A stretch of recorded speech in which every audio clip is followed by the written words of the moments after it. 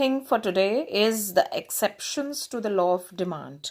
Exceptions here means where the law of demand fails, doesn't work in the same manner as the law says. The price rises, the demand falls. That is the inverse relationship.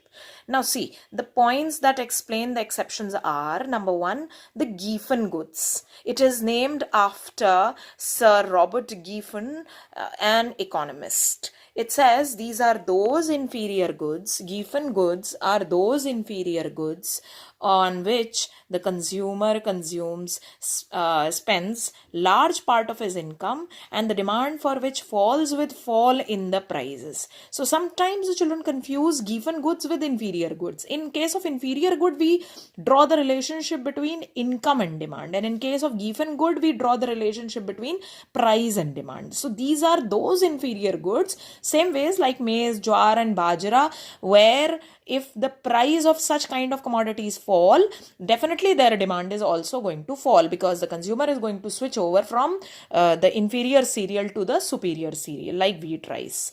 Then we have the next exception as where the law fails is articles of snob appeal. These are those articles which are a status symbol, which increase the social prestige of the people, and Veblen has termed these goods as the goods of conspicuous consumption. So herein what happens, these are those items which are consumed to show off, which are consumed to make others envy, like the possessors of diamond. Here the law fails. Be whatever the price is, the demand is always high.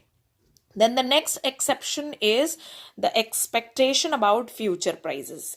If suppose the prices of goods are rising and they are likely to rise more in the future, then in that case people will buy more goods even at higher prices, because the prices may be very high in the future. The next exception to the law of demand is emergencies. In case of emergencies, the law also fails. Like in case of floods, famines, war type situations, people hoard the goods, be whatever the price, because they expect shortage in the future. They might expect that.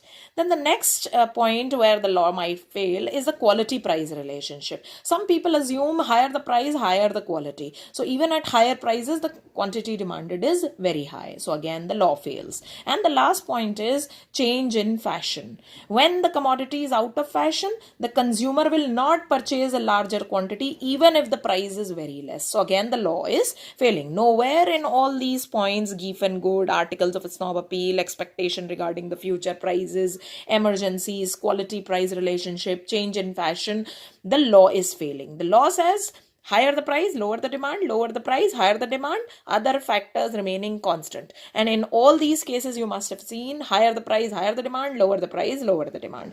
So above are the few abnormal situations when the law of demand does not hold good. And that is it for today. Please children, this is a small effort made for each one of you. If you're not going to go through these videos, then it will definitely not solve my purpose. So please go through it, and based on all these videos, you're going to get an assignment very soon. One last video I'm going to post tomorrow, which will end up the chapter, and then we'll work on questions related to this chapter. Thank you so much. I'll be posting the pictures of all the notes that I have made, so that if there was some lack of video clarity, you may just go through these pages well. You may just go through those pictures. Thank you, children.